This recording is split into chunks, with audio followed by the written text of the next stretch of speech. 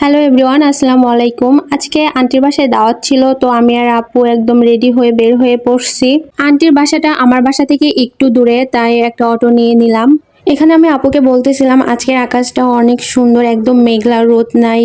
যদি দূরে কোথাও ঘুরতে যাওয়া যায় তো অনেক ভালো হইতো। তো কিছু করার নাই, আন্টি আমাদের জন্য ওয়েট করতেছে। তারপরে এই তো আন্টির বাসায় চলে আসলাম। অনেকদিন পরে আমরা সবাই এক হইছি। আন্টি আমাদের জন্য খাবার রেডি করতেছে আর আপু ওখানে যে হেল্প করতেছে, আর আমি একা একা কি করব তাই মিরর ভিডিও করতেছিলাম। আর এই পিচ্চিটার কথা কি আর বলবো রে ভাই, ও এত দুষ্টু।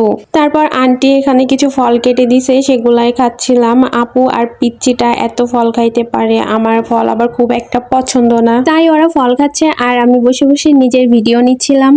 আমরা বাইরে ঘুরতে যাব, তাই আন্টি আর ছোট বোন রেডি হচ্ছিল, আর এদিকে আমি, আপু আর পিচ্চি বেলকনিতে দাঁড়ায় দাঁড়ায় ভিডিও করতেছিলাম। পিচ্চি আমায় বলতেছিল, ফুপি তুমি দোলনায় বসবা? পরে আমি ভাবলাম যে একটু বসা যাক, তারপরে আমিও দোল খাচ্ছিলাম ছোট পিচ্চিদের মতো। এদিকে সবাই রেডি হইছে, বের হব। সেই মুহূর্তে দেখি আকাশের অবস্থা একদমই ভালো ছিল না, তাই আর আমরা বের হই নাই। পরে ছাদে উঠে এখানেই আমরা মজা করতেছিলাম।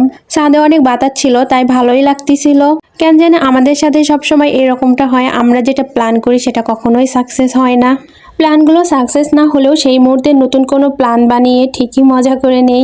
যাই হোক, তারপরে এখানে আমরা অনেকগুলো রিলস ভিডিও বানিয়ে নেই। আন্টি এই গাছগুলোর একদমই যত্ন নেয় না, যত্ন না নিলে কোনো কিছুই সুন্দর থাকে না, নষ্ট হয়ে যায়, সেটা হোক সম্পর্ক বা অন্য কিছু। এইদিকে সবাই ভিডিও নিয়ে ব্যস্ত হয়ে পড়ছে। ও কিন্তু খুব ভালো নাচতে পারে, অনেক নাচানাচি আর লাফালাফি করে সবাই একদম ক্লান্ত হয়ে গেছে। তারপরে সবাই বসে ফোন দেখতেছিলাম আর আমরা একটু অন্ধকারের অপেক্ষায় ছিলাম। পরে যখন একটু অন্ধকার হয়ে গেছে তারপরে আমরা এই ভিডিওটা করি। সবাই একসাথে হইলে কি সব পাগলামি আর ছেলে মানুষই করি, কিছু নিজেরাও বুঝতে পারি না। যাই হোক, এইদিকে মাগরিবের আজান দিয়ে দিছে, তাই আমরা রুমে চলে আসি।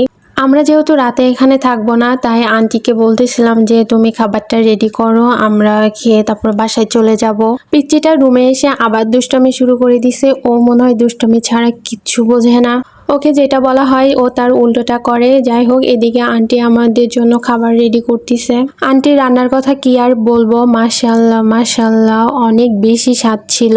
আমার আন্টি কিন্তু গরুর মাংসটা অনেক ভালো রান্না করে। আপনাদের সবার দাওয়াত থাকলো আমার আন্টির বাসায়। আলহামদুলিল্লাহ, আজ অনেক বেশি খেয়ে ফেলছি। তারপর সবাই বসে রেস্ট নিচ্ছিলাম। আড্ডা দিতে দিতে অনেক রাত হয়ে গেছে। তারপরে আমরা বেশি আর দেরি না করে বেরিয়ে পড়ি। আজকে আমরা বাহিরে না গিয়েও অনেক বেশি মজা করছি। সত্যি কথা বলতে আমার কোনো বান্ধবী নাই, এই যে আপু আন্টি এরাই আমার বান্ধবী। আসলে মনের মিল থাকলে বয়েজ ডাজেন্ট ম্যাটার। এইরকম আপু আন্টি থাকলে বান্ধবীর কোনো প্রয়োজনই পড়ে না, আর এদের সাথে আমার অনেক সুন্দর সময় কাটে। সবাই আমাদের জন্য দোয়া করবেন, আমরা যেন সারা জীবন এইরকমই থাকতে পারি। যাই হোক, এখানে আন্টি আমাদের আগাইয়ে দিচ্ছিল। এই ছিল আমাদের সুন্দর একটা দিন। সবাই ভালো থাকবেন আর আমার জন্য বেশি বেশি দোয়া করবেন। আল্লাহ হাফেজ।